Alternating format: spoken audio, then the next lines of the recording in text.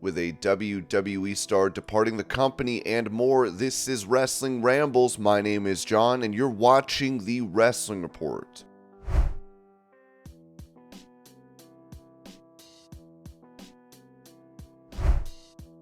When asked if he knew ahead of time that Billy Gunn was going to retire, Anthony Bowens told Chrissy Chaos, "No, I really didn't. I don't think the cameras caught it, but I get very emotional when I'm out there because I get connected to the audience. I don't think I've cried in a wrestling ring. I got teary-eyed because he stood up and his face was beet red, and at this point in our careers where Billy has been such a beacon of light for us, he's been guiding us from the beginning since we joined up with him last year. He guided us to the AEW tag team titles in New York City. He's been teaching us a ton of stuff every single week. To think about not having him out there with us, it hurts."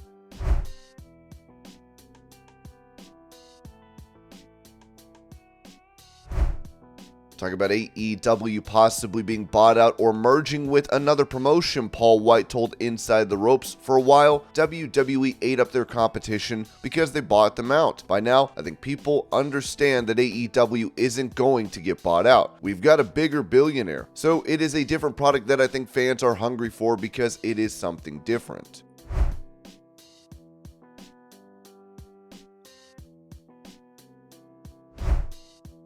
Mentioning his trilogy bout against Brock Lesnar, Cody Rhodes said this to Sports Illustrated, "I have been so consistently surprised that I can't get used to these moments. First, I won the Royal Rumble. Now I beat Brock Lesnar at SummerSlam. They're once-in-a-lifetime moments in a once-in-a-lifetime run. This is my mega run, and the journey has been incredible. This is a top moment in my career, and it's also a top moment in my life."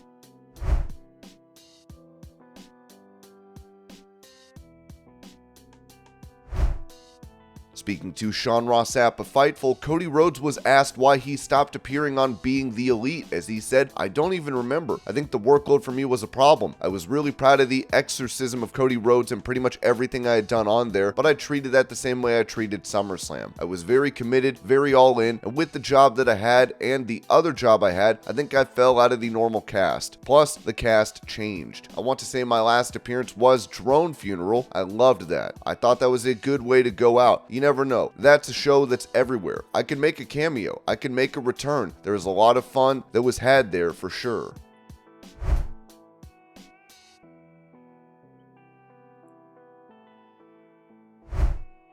Giving details on his current deal with Impact Wrestling, Eric Young told the Wrestling Perspective podcast, "I think it's something that we could cross that bridge as far as contracts go. I'm under an agreement with Scott D'Amore right now, and we're working on it. There's actually some really cool stuff that will probably come out in October, November, an opportunity I have with Anthem and with Access. So the deal is really complicated, and that's why it's kind of taking so long, but I will definitely be there up until the Emergence pay-per-view in Toronto, and hope to be past that as well. I would be very surprised if we didn't work something out."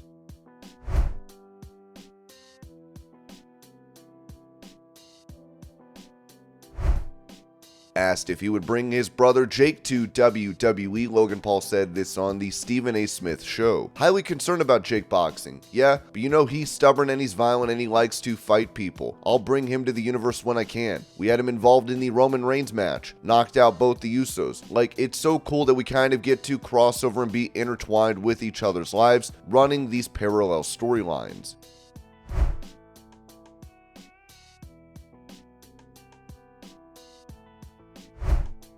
Touching on the ability of Dominik Mysterio to get an insane amount of heat in WWE, Logan Paul said this during that interview with Stephen A. Smith. "Well, there's a person who's actually active right now, who I admire. His heel tendencies, and he goes by the name of Dominik Mysterio. He's Rey Mysterio's son, and he got a feud with his dad, and it worked. The audience ate it up like they hate this guy now. I think it actually might be real hatred. Dom puts the mic up to his mouth, and he can't get a word out because everyone in every single arena around the country, around the world is booing him. He cannot speak. He cannot cut promos. That's where I want to be. I want to be so hated that I can't talk when I enter the venue."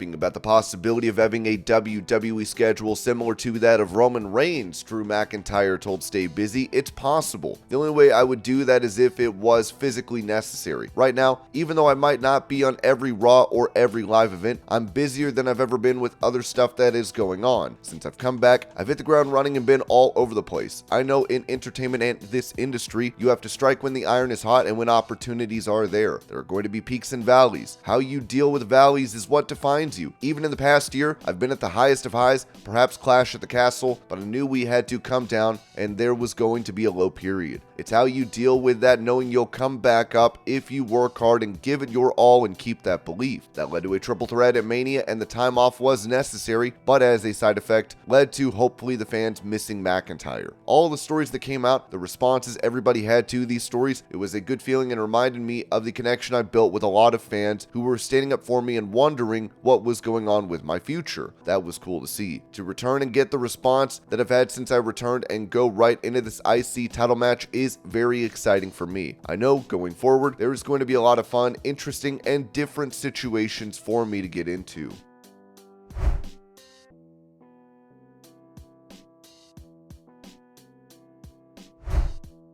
As she has been rumored to be making a return to WWE, this was said about Kairi Sane by Monthly Puroresu, who wrote, during her press conference, Kairi announced that she will be taking an indefinite hiatus at the end of September. She cited losing the IWGP Women's Championship as one of the reasons that factored into her decision.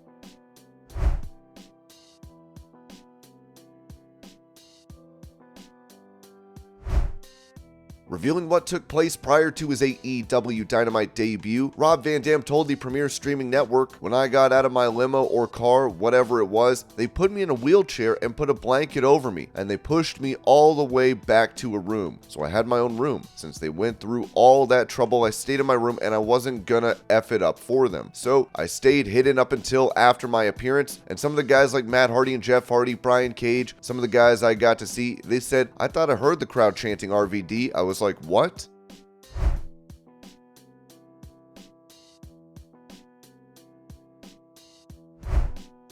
As Ronda Rousey came up short in her SummerSlam match against Shayna Baszler, Ringside News noted that we were told Ronda is not available moving forward. That probably means she's finished for now as a performer in WWE.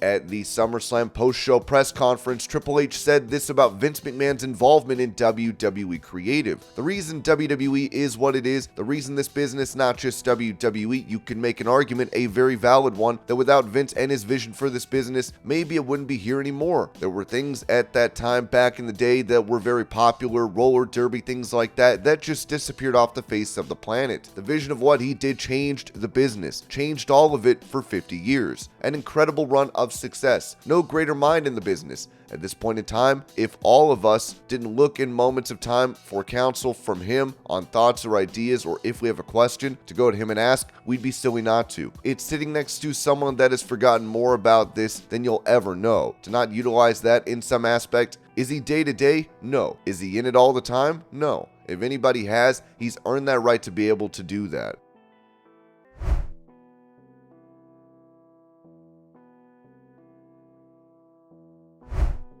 While Vince McMahon has stepped away from his duties as WWE chairman to have and recover from spinal surgery, this was said about his involvement in the company prior to his temporary absence. Contrary to Triple H's press conference, quote, Vince McMahon was heavily involved in final say aspects of WWE Creative ahead of his surgery.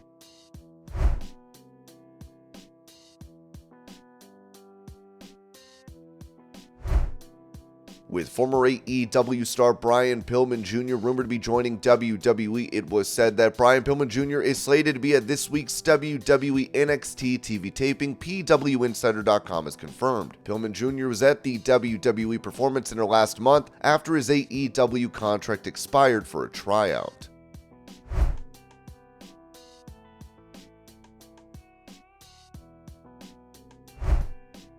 It appears a star has been released by WWE, with Ringside News writing, "In recent news, WWE has made an update to their roster pages by moving Aaliyah James from the current roster page to the alumni roster. This decision came after Aaliyah James publicly announced her departure from the company, confirming that she had become a free agent. Prior to this announcement, there was speculation that she might transition to the US-based version of NXT, given her previous affiliation with the NXT UK roster before its dissolution. That being said, she is now officially done with the company. One of the reasons fueling the speculation was James's real-life relationship with Noam Dar, who had made the exact move from NXT UK to the US-based NXT. This connection between the two led many to believe that she might follow a similar path within the company. However, despite the rumors and assumptions, her status on the current WWE roster page remained unchanged for several days after she declared her free agency. To put any doubts to rest and make an official confirmation, WWE is now taking the step of updating the roster pages, officially moving Aaliyah James to the alumni section. This move signifies the end of her tenure on the WWE roster, and fans will undoubtedly keep an eye on her future endeavors as a free agent in the world of professional wrestling. And this was your Pro Wrestling News Update. I hope you're all having a great day. Thank you so much for watching, and I'll see y'all later.